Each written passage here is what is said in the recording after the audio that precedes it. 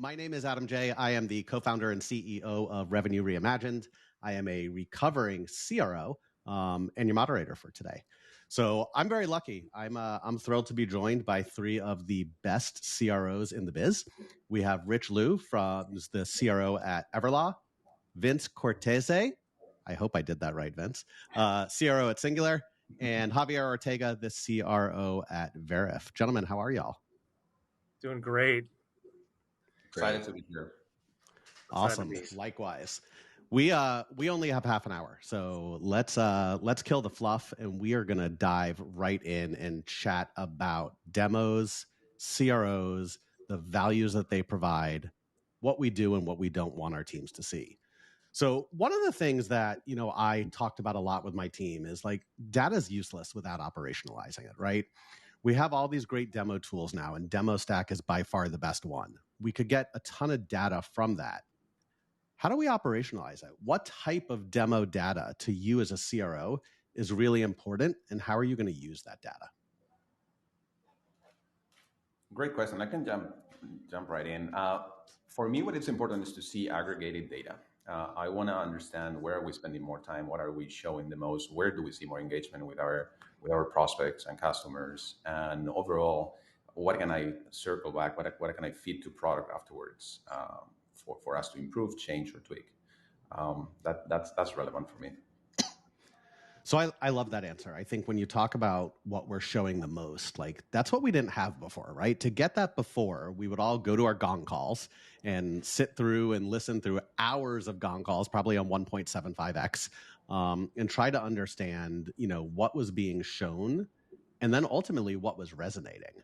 Now we have that data at our fingertips. I'm curious, if the other two gentlemen, anything different besides kind of that aggregated data of where, it could be aggravated, of where people are spending their time. What else do you want to look at? Yeah, I think the holy grail is getting to understanding what demos lead to winning business, right? And that's something ultimately we want to look at.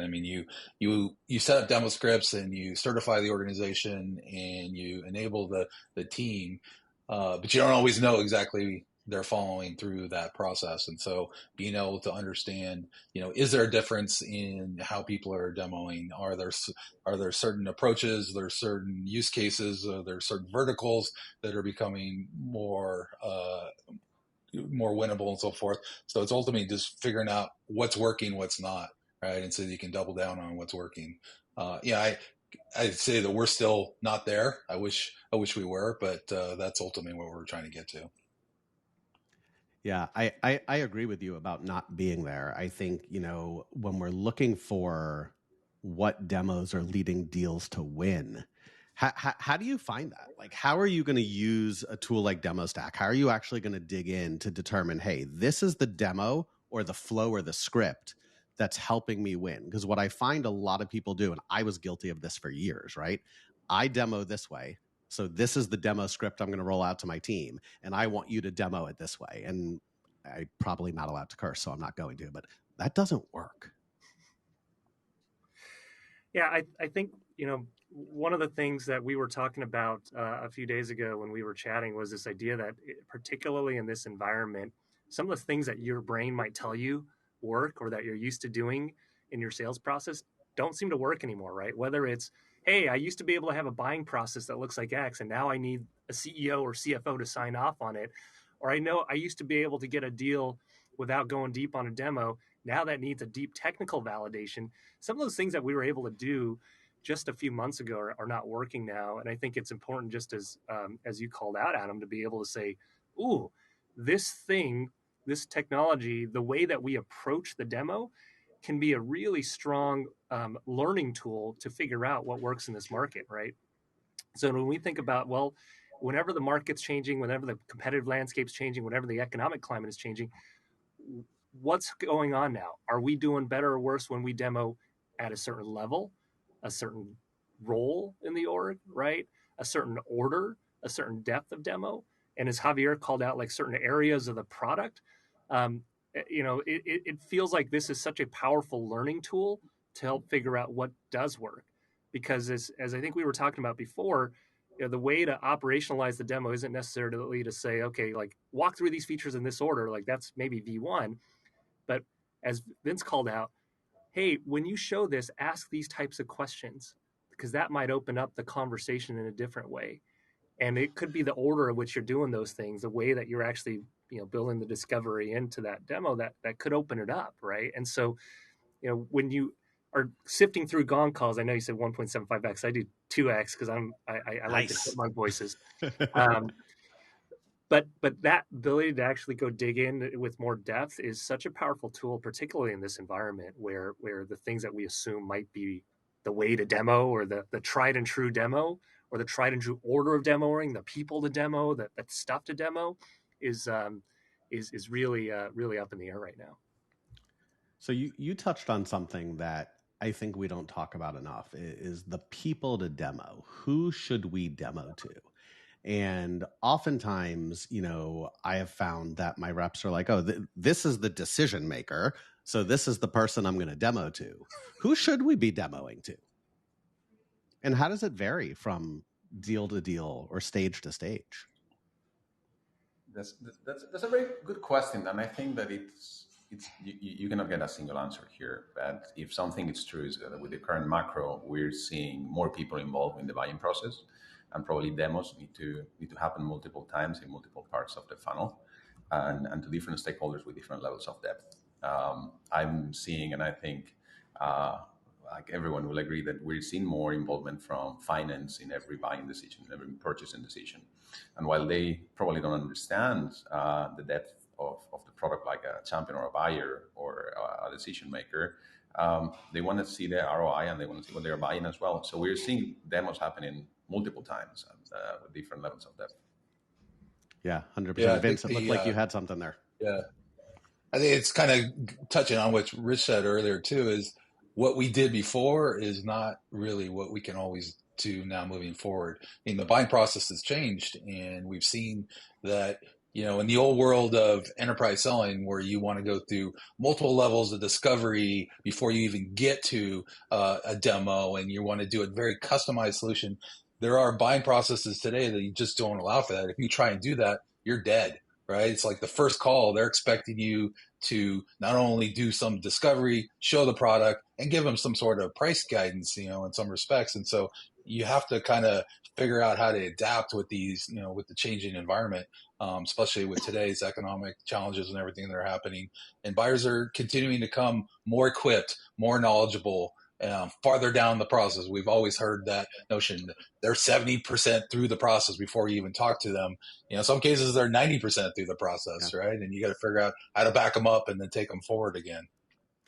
I think you just touched on something where you said, the process is different. And we all know that our sales process needs to be what the buyer's process is, right? Like I've always said that at the end of the day, if I ask a buyer where you are in the sales process, that should match where I put you in Salesforce or where the reps put you in Salesforce. Like we shouldn't be way off.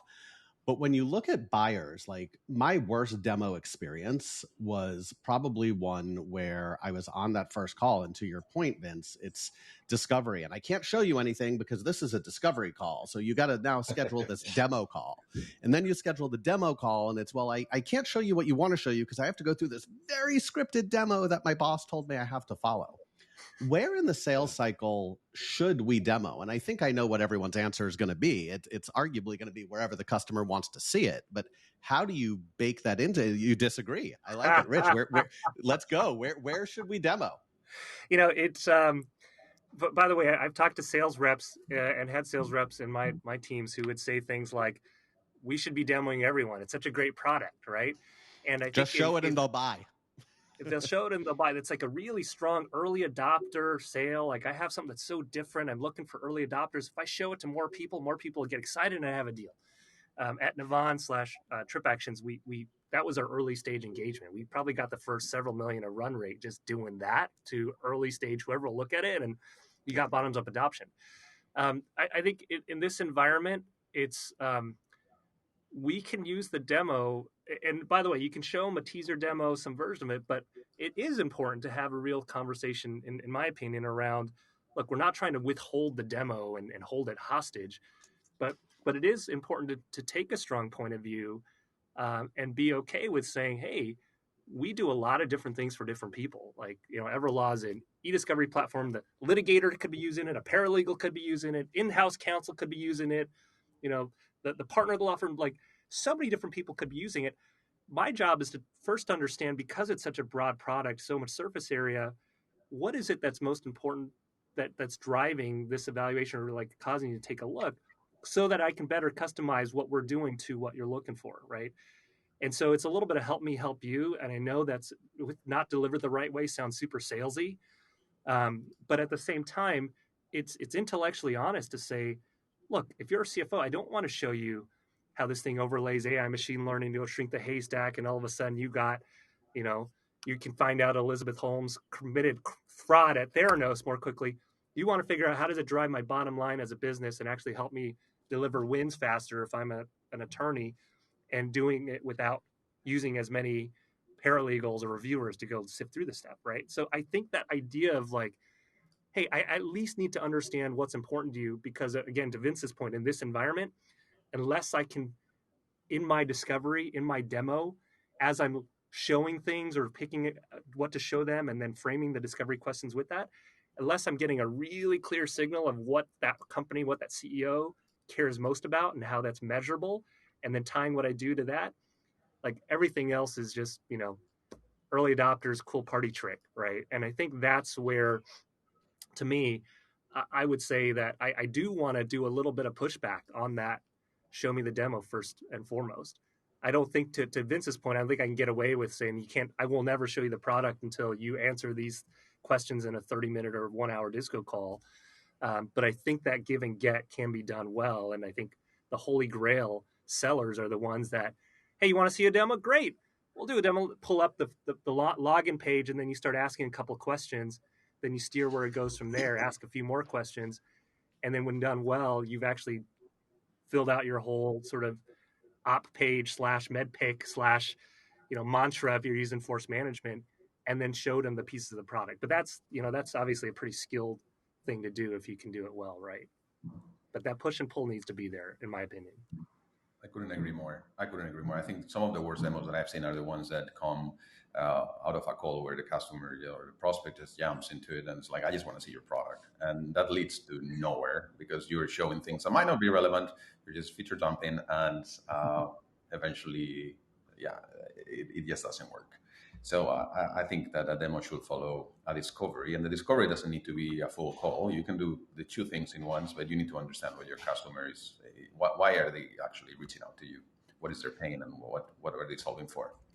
So well said. And I think when you look at that, a demo and a discovery go together, and we all know this, but discovery never ends, right? No matter whether you're doing the demo in the very first call or 7 calls in, even during the demo, it's so important that you're asking questions throughout the demo, making the customer feel like they're in your shoes, asking them how they would envision this being used in their org, versus going through that feature dump and making it super conversational. But a lot of reps struggle with that, right? And I think, Rich, you said it well. Like, it's an advanced skill set to be able to tie this all together and know what to show, when to show, how to show. And so many people do go into that, oh, well, just show me your product, right? Buyers are more adept than ever. I know what I want to see. Just show me your product. If you're not asking the right questions, you are doing nothing but feature dumping, and you're arguably going to talk yourself out of that sale.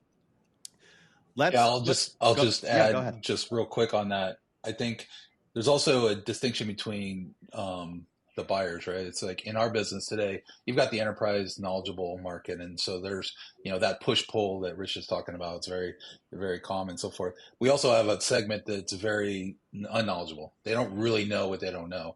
And so one of the things we focus there is trying to use the product to inform the discovery, right? So it's knowing their workflow and using the product and going through the product. And it's like Javier said, asking questions through that product. It's like, well, how do you do this? How you're digging into that, which ultimately then plants all kinds of different seeds and so forth. So I don't think there's a right answer here, right? When and who and how. It's like you have to be flexible in today's environment. We want to be disciplined, and we want to have that push-pull that Rich talked about. We also want to understand who we're dealing with and what's the scenario and how do I ultimately get to the next step here and what's the best path there. 100%. And that demo has to be strategic. So as CROs, what data are you taking from your demos? And then how are you coaching your teams to build that strategic demo narrative?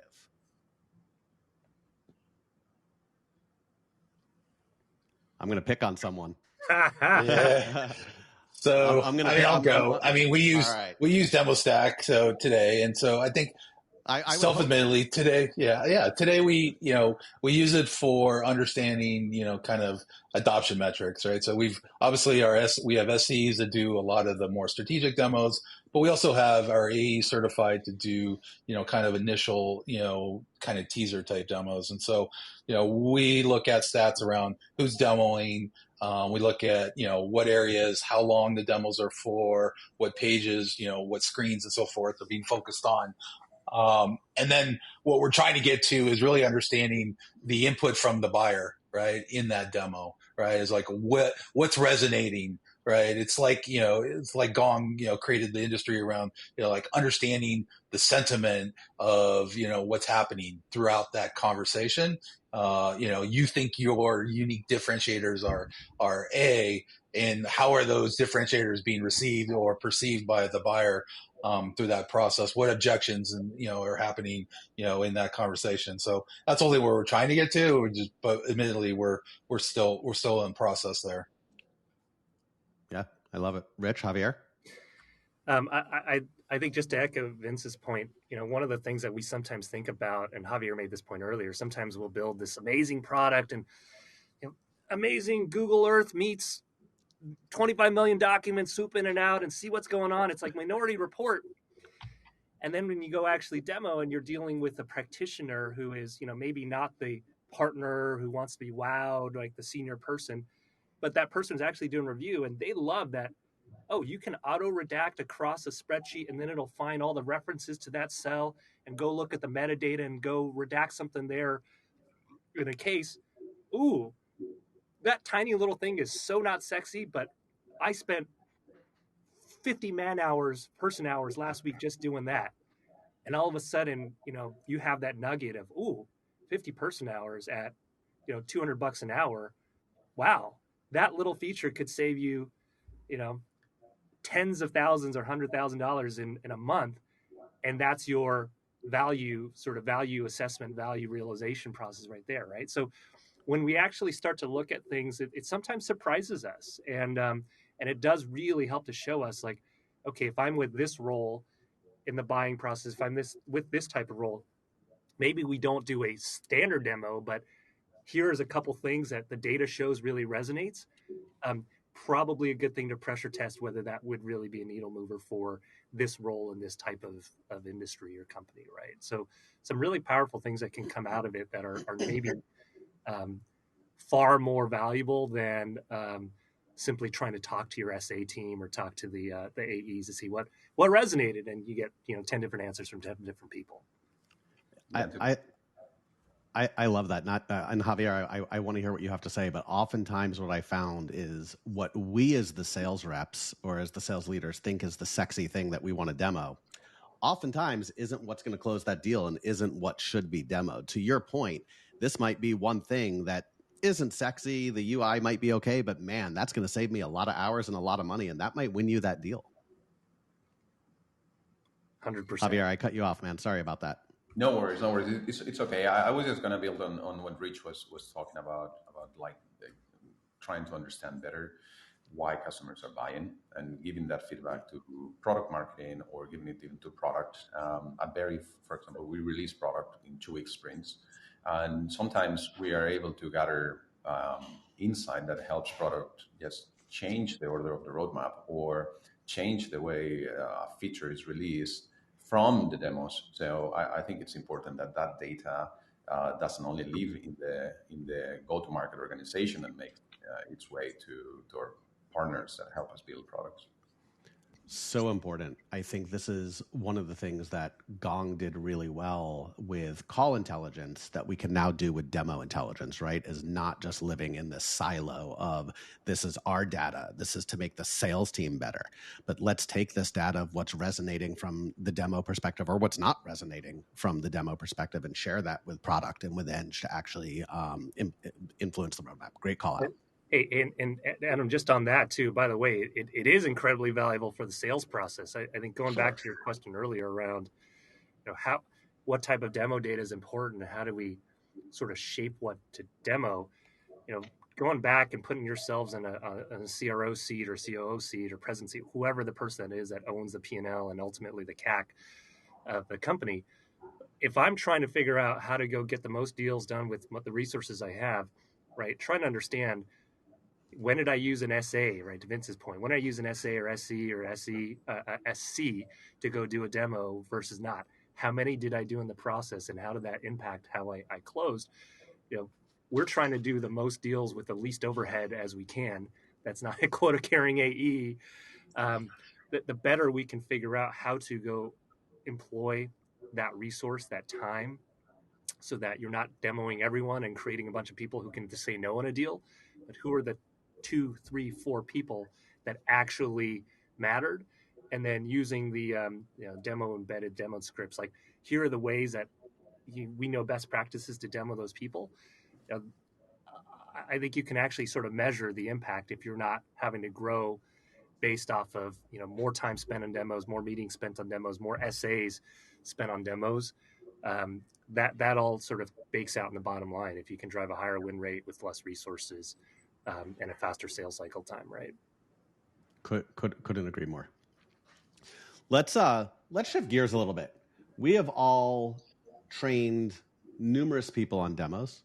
We've also been part of receiving numerous demos, right? As buyers of technology, often the gatekeeper, if you will, to those funds being released, other than the CFO, who is now arguably involved in every single decision. Not much is going to get purchased from a sales technology standpoint, certainly, without going through us. What are some of the pet peeves that drive you nuts? What are some of the worst demos that you've seen that, reps just in CROs, as they're working with their reps, just need to avoid and be like, listen, don't effing do this? Vince, that reaction makes me have to go to you first, man. No, yeah. I think we've talked, about, there's the classic, show up and throw up, feature dump, like somebody's just so hell bent on, like you said earlier, I have my script and I got to show it no matter what. Doesn't matter if it's relevant to you or not. And, they're just going to drive through the script almost in a, kind of a OCD manner that they have to get through the process, right? So that's super frustrating and annoying.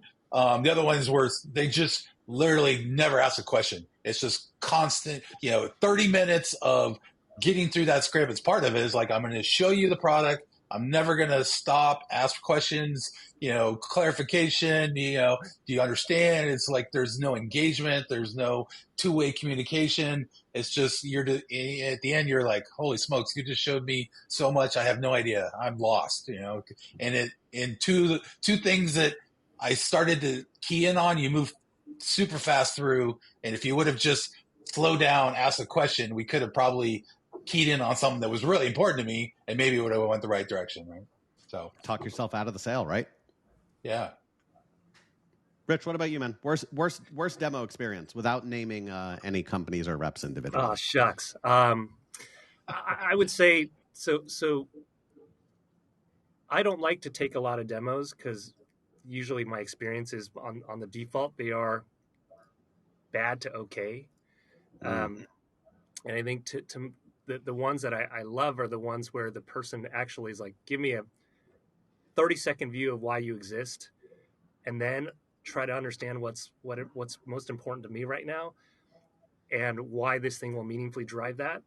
I need to be able to see how it embeds in the workflow of how my people are working, how we're working today, and how it's going to drive that impact. If you're not showing me that, my brain's just going, I could do it in GDocs, I could do it in GDocs, I could do it in Salesforce, I could do it in, and especially in this environment where my ops team is already just inundated doing planning and other administration and tools and comp plans and so on. my default is I don't want to buy anything. And so the way to show me that is some combination of, and again, this is in the selling environment, it's got to be speaking to the thing I care most about right now, driving more efficient growth, driving more efficiency, combating lower win rates, whatever that is. And it's got to, through that demo, make me feel so real about, oh, I see exactly how this is going to fit in, how exactly it's going to work and fold in and can't be something I can do elsewhere. The combination of those two things can get me by. The worst demo that I've seen is exactly the not taking the time to understand what I care about and just showing me stuff, which again, you're just like shot in the dark. Maybe I'll show you something that catches your eye, but man, that's a pretty tough task to take on, right? Yeah, you just gave a discovery lesson, right? Also, like at the end of the day in today's economic environment, if you're not tying your product to real needs that are going to drive win rates, drive pipeline, drive revenue, you're not even going to get past the first door that you have to go through. I don't even want to see it because it's not a top business priority right now. Javier, worst demo. Anything different? I have a bunch, but I concur with the two gentlemen here. Making assumptions on why I am looking at a product. It's an instant downer, and also poorly timed demos. And those are the ones that if you have 30 minutes to schedule, they are rushing to finish right at the 30-minute mark, and you don't have time to either ask questions or actually go to whatever was important to you. So I think that a good demo needs to be properly timed, and there needs to be space to do more discovery. Such a pet peeve of mine. Getting to the end of that demo, and you go right up to and they start good, right? Like, hey, Javier, I just want to confirm, 30 minutes, you have a hard stop, right? Absolutely. Awesome. We'll make sure to take care of you. 29 minutes and 59 seconds. Screens. That's I'm still done at the screen. And then it's, Javier, let's talk about next steps. What did you think? Gotta go, dude. Sorry. It happens all the time. All right. We have about 2 minutes left, gentlemen. I want to flip gears. The best demo you've experienced, and what I'm looking for is just the one takeaway, the one nugget that made it stand out from everything else that you're like, wow, this rep knows their shit. This was a great experience. Javier, I'm going to start with you again. Sure. It's demos where I learned something that I didn't know, whether it's from a competitor or someone that has a similar problem to me that is doing things differently, and a demo that doesn't extend in time forever. Short, concise, and with insights. Love it. Vince? Yeah, for me, once they get to me, like, know my business. So know my business, know the problem, get to the point very quickly. If you can't get to the point in 10 minutes, my attention span is elsewhere, right? And so, there's been those. And then what I love is people that literally will not let you get off the phone until you commit to a next step. It's like that's, which is, we all face that going dark, issue, in sales organizations. And, there are ones that are really good at getting you open that calendar. Let's calendar the next step, love that. Yeah, absolutely. And lastly, Rich. I would echo what the two gentlemen said. I mean, teach me something new. Like, I'm always trying to find stuff that I don't know yet, right? That's some time that's time that's valuable if I can learn something. And to Vince's point, like, show me you've done your research. Have you talked to people on my team to really understand what the problem is? Have you looked at the 10K? Have you actually researched what, gotten into my mind to know really well and had a guess of what I care about most, so that when I start talking, you already know? That impresses me. I'll disagree a little bit. I like to see when people are pushing hard for the next step because I love that hustle. But I love it when they stop and say, hey, give me candid feedback. Did it resonate? Did it not? What part of it did and didn't? And if they can go adapt to that and say either, you know what, I haven't done my homework, or, you know what, yeah, I don't have a good compelling answer for you, but I'll get back to you. Or, yeah, I didn't do a good job of showing you this. Here's what. Inviting that direct, candid feedback and discussion in the last few minutes is really powerful and can save everyone some time, either, focusing on the right thing next time, holding the conversation, talking to someone else. So the best folks do that. And it shows me they're speaking to me as an educated person who's an equal and engaging with me exec to exec, which I love when a sales rep can do that. Or 100%. Love it. Gentlemen, thank you so much. This has been super valuable. Hopefully everyone got a lot of great information. Barry, welcome back to the stage.